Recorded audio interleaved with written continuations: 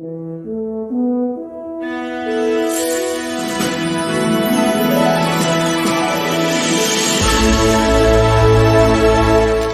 persilakan, nanti saya akan TikTok dengan Bung Andar Nubowo. Silakan Bang Fakri. Baik, Assalamualaikum warahmatullahi wabarakatuh. Kalau kita mau refleksi tentang Buya Syafi'i, maka sebenarnya ada satu pertanyaan yang saya sendiri sebenarnya tidak bisa menjawab. Nah, yang bisa menjawabnya adalah murid-muridnya secara langsung. Di sini ada Andar, ya, ada David, dan seterusnya. Atau mungkin juga Najib, ya, Najib Burhani. Pertanyaannya adalah mengapa ketika Buya Syafi'i ini menjadi ketua Muhammadiyah, ketua umum, ya, PP Muhammadiyah, tidak mendukung Mas Amin Rais sebagai ketua umum Partai Nasional Indonesia. Nah,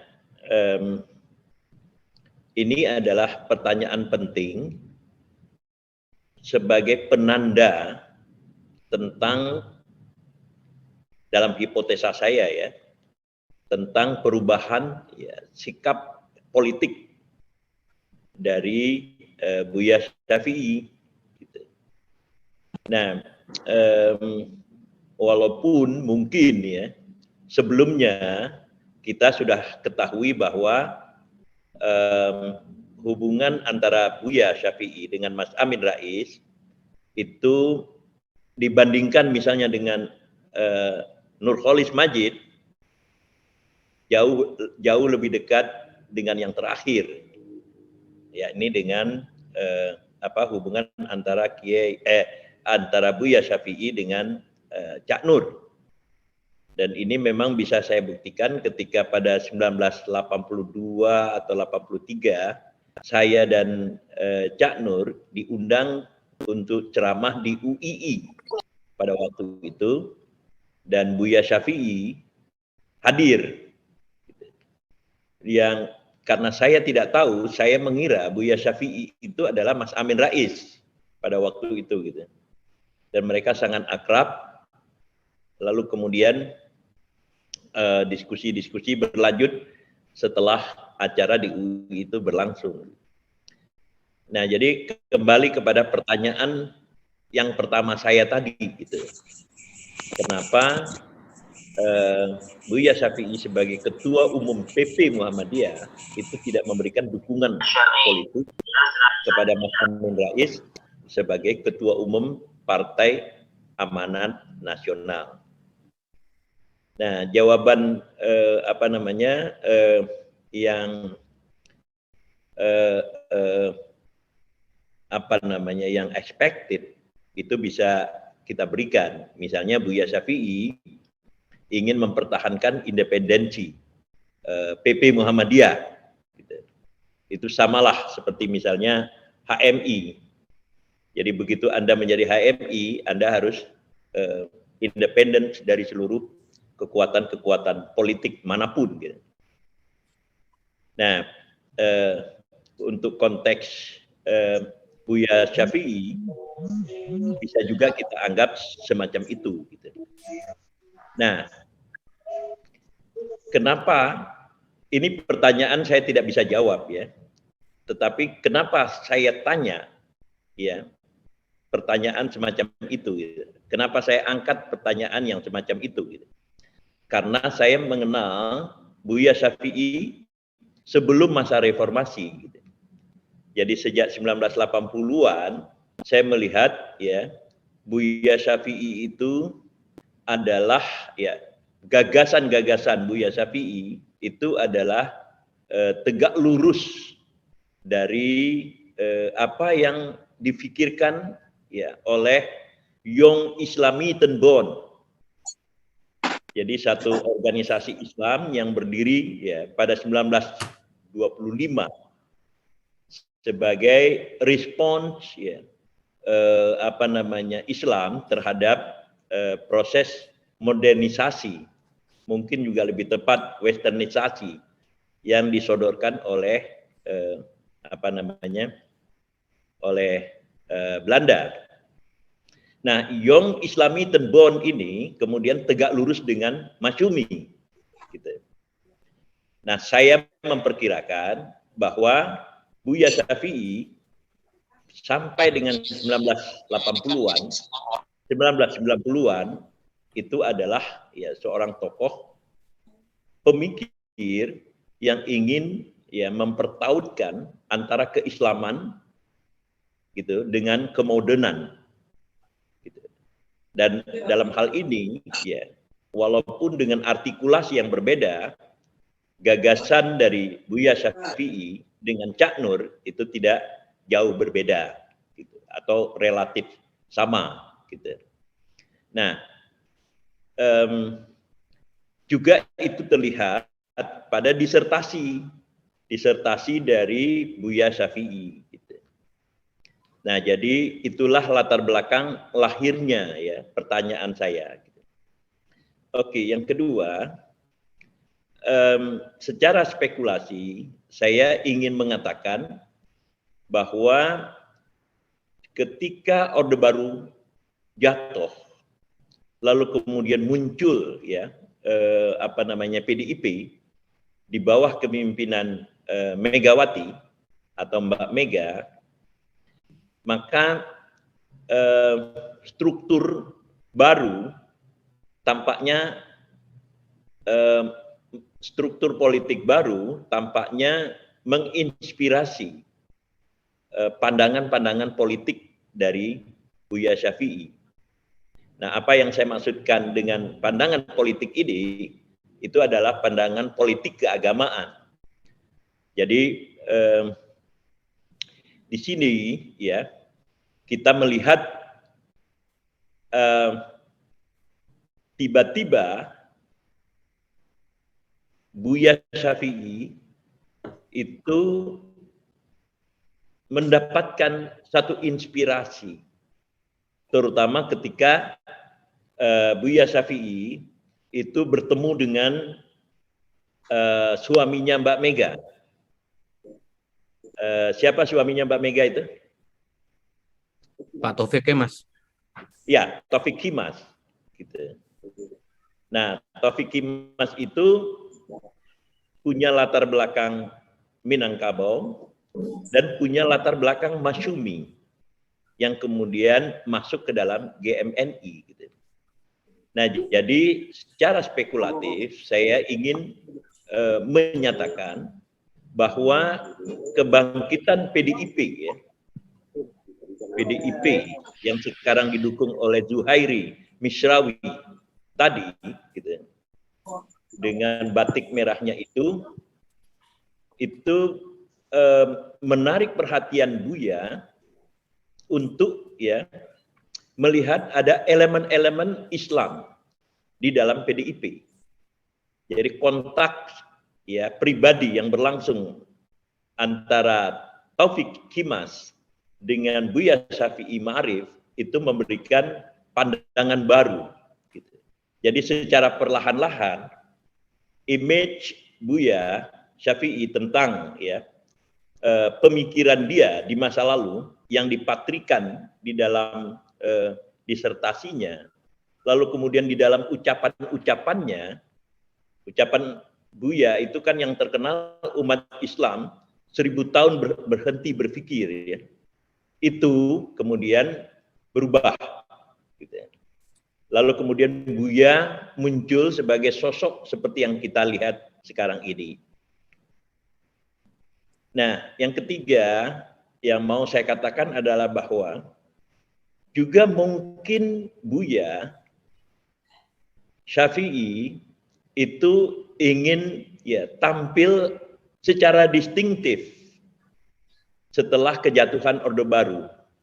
Nah, kita tahu setelah kejatuhan Orde Baru itu seluruh kelompok-kelompok Islam tampil ke depan Nah, tampilnya kelompok-kelompok Islam ini itu di samping beragam juga kemudian menarik perhatian publik karena warna ideologis yang sangat jelas, tetapi jauh dari paham ya modernisasi seperti ya yang dikonseptualisasikan oleh Buya. Jadi munculnya HTI misalnya, Hizbut Tahrir Indonesia, munculnya kelompok yang dipimpin oleh Habib Rizik ya, namanya apa itu FPI ya, Front Pembela Islam.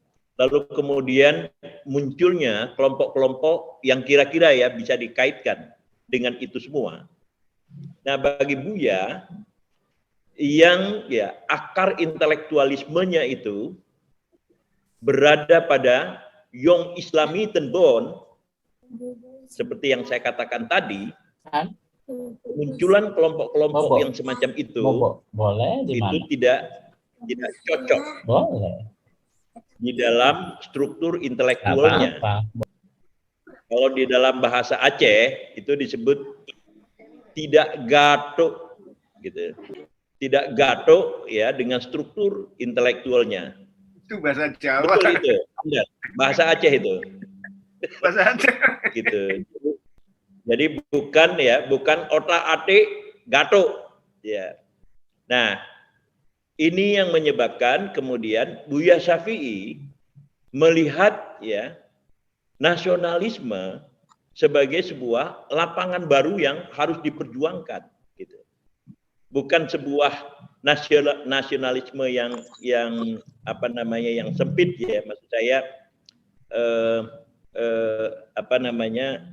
yang bersifat nativistik ya, bukan nasionalisme yang semacam itu gitu, tetapi sebuah nasionalisme modern gitu.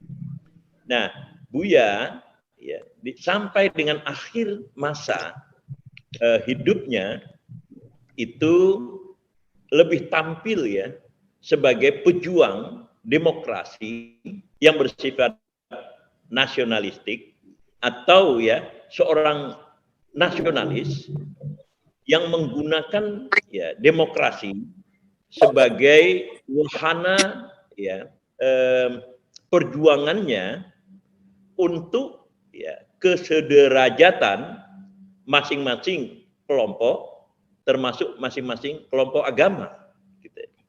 Dan karena itu tidak mengherankan Buya kemudian menyibukkan diri untuk ya melakukan kritik gitu terhadap kelompok-kelompok Islam yang ya dianggap ya tidak sesuai dengan pandangan-pandangan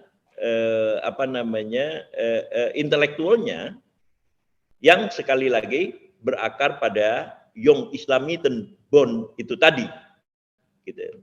Nah, inilah kemudian yang menyebabkan Buya Syafi'i itu jauh lebih dekat kepada Mbak Mega ya, jauh lebih dekat kepada Presiden Jokowi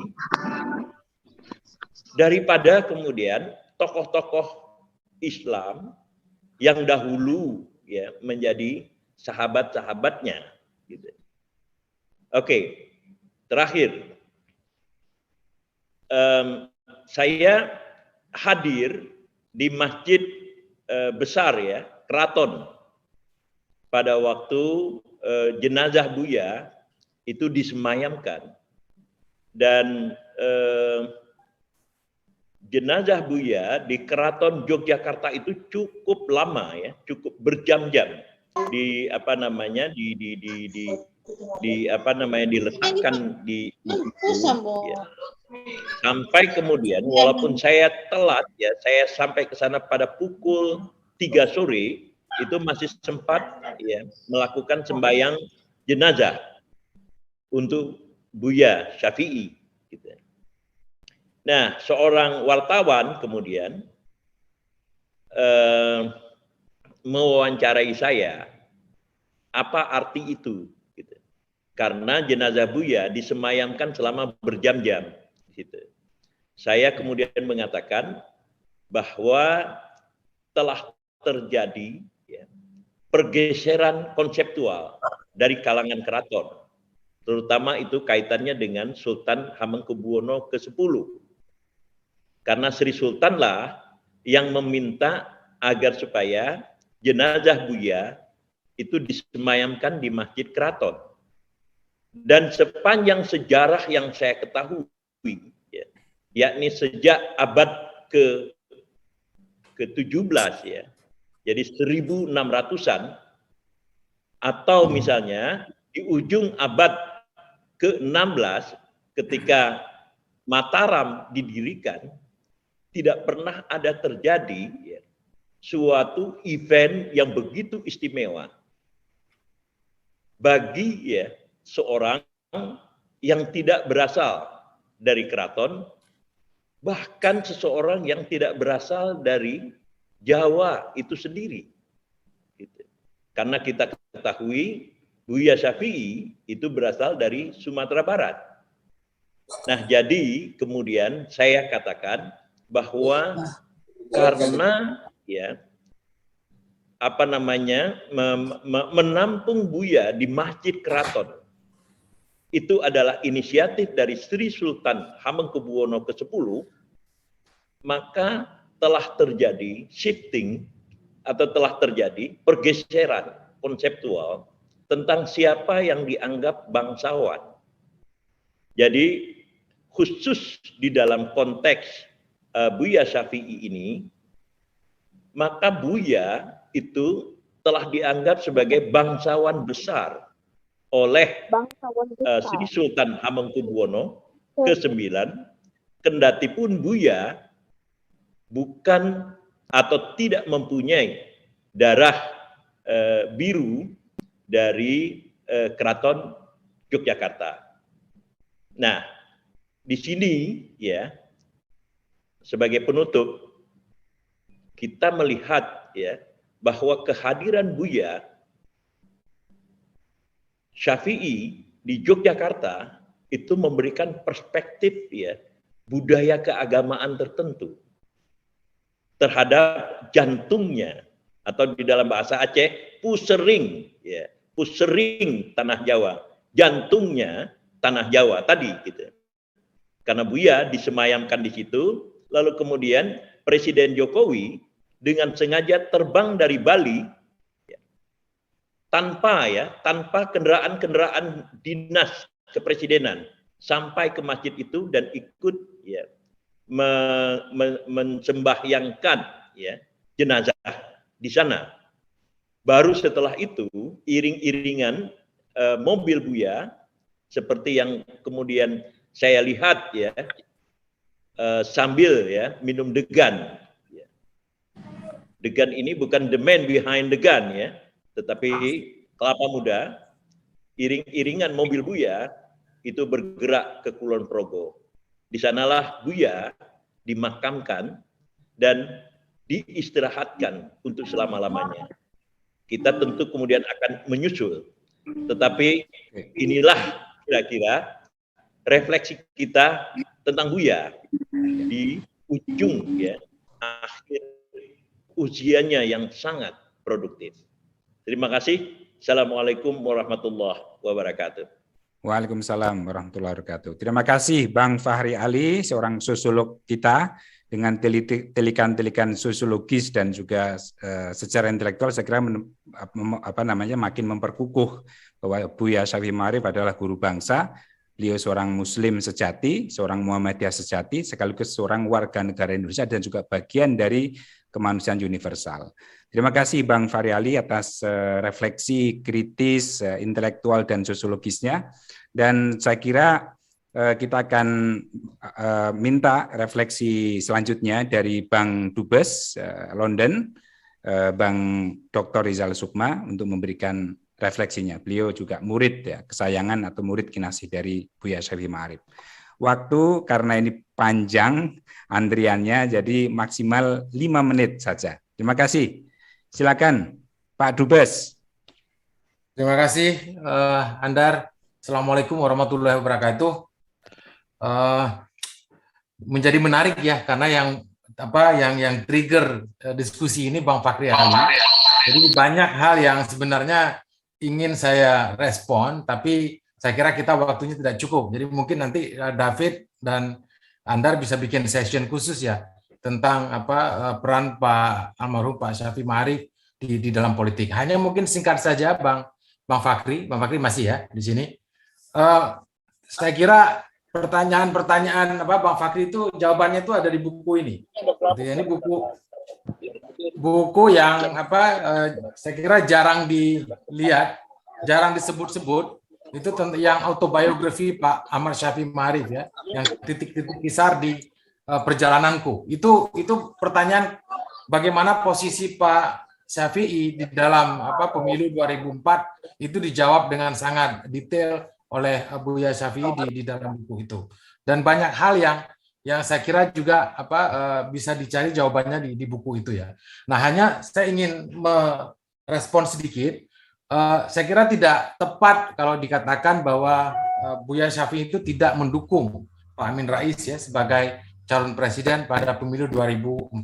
Hanya saja Buya Syafie itu tidak ingin dan merasa bahwa Muhammadiyah itu tidak berada di dalam we are not in the business of nominating or supporting any presidential candidate, karena bukan partai politik. Kira-kira posisi Pak Syafie seperti itu. Tapi sebagai sahabat Pak Amin Rais, waktu itu saya tahu persis Buya itu sangat suportif dan sangat ingin melihat Pak Amin itu berhasil di dalam pemilu 2004 tadi ya. Dan saya kira banyak argumen-argumen lain, sebagian tadi sudah disampaikan oleh Bang Fakhri juga. Sudah banyak saya kira yang dibicarakan ya di dalam beberapa hari ini mengenai sisi-sisi kehidupan Pak Syafie, sisi-sisi personality dari Buya Syafie, dan juga intelektualitas serta kiprahnya di Muhammadiyah. Jadi agak sulit untuk mencari sisi apa lagi yang ingin dibahas dan ingin didiskusikan. Saya hanya ingin singkat saja Anda beberapa hal yang menurut saya mungkin belum terlihat ya di dalam semua pembicaraan, diskusi, dan juga acara mengenang Buya Syafie yang saya hadiri dalam beberapa hari ini. Yang pertama, mungkin ini yang paling penting, dan saya kira di kita ada yang mengalami ini ya, yang hadir di sini saya kira mengalami persoalan ini. Buya itu berkeyakinan di dalam hidup itu tidak ada yang namanya shortcut.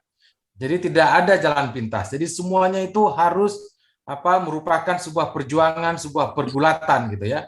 Karena beliau yakin sekali hanya melalui perjuangan dan pergulatanlah seseorang itu bisa mencapai kematangan dan kedewasaan.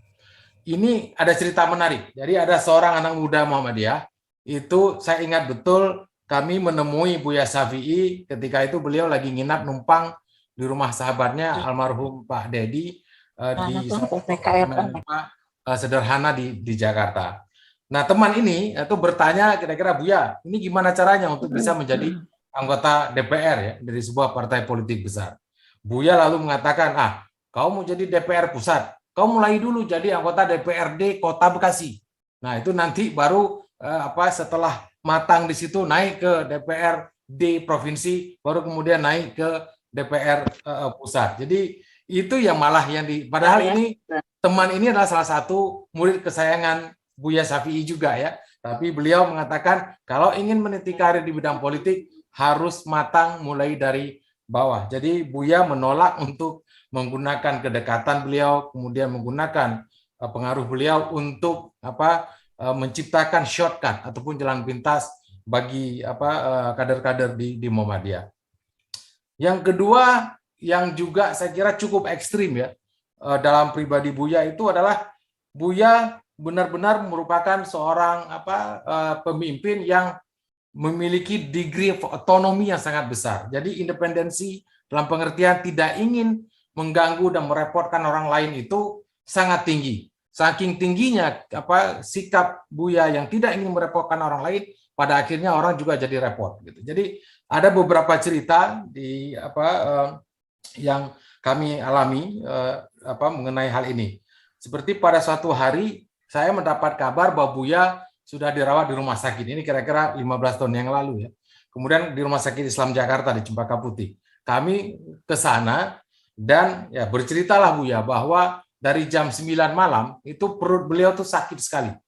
Tapi kemudian baru jam 3 pagi ke rumah sakit. Saya bertanya, loh kenapa sampai jam 3 pagi?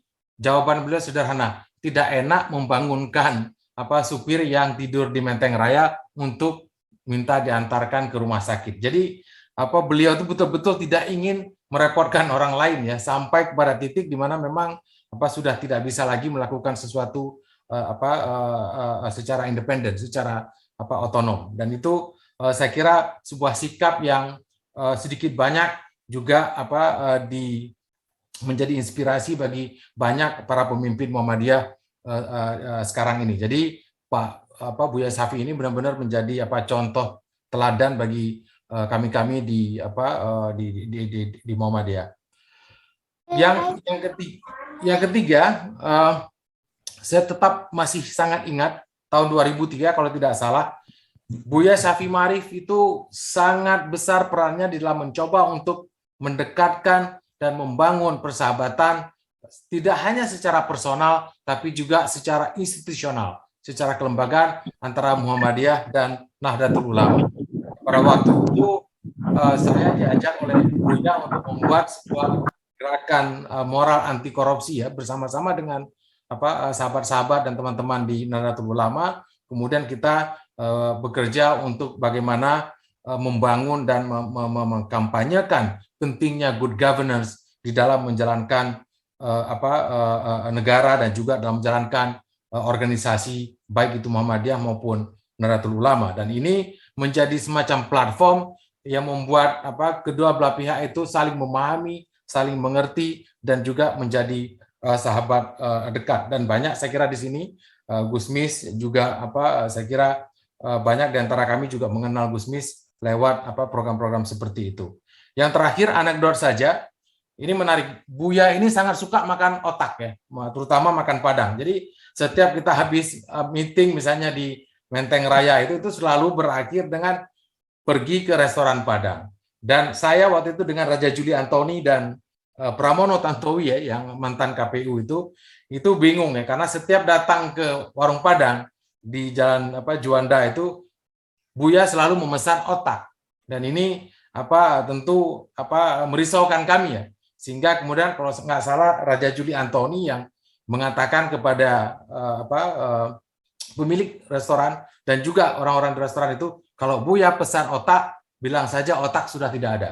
Jadi itu adalah cara kita untuk kemudian mengontrol Buya juga tidak makan otak, gulai otak. Dan saya sangat menikmati setiap diajak makan oleh Buya dari satu restoran Padang ke restoran Padang yang lain. Nah, mungkin kembali ke pertanyaan yang diajukan oleh Bang Fakhri tadi, yang juga tahu banyak persis jawabannya itu justru Raja Juli Antoni ya, karena Raja Juli pada waktu itu ikut di dalam tanwir di Makassar kalau tidak salah, yang kemudian di mana persoalan ataupun kesan yang didapat oleh Bang Fakhri tadi itu mengemuka. Mungkin itu saja Andar. Terima kasih. Assalamualaikum warahmatullahi wabarakatuh.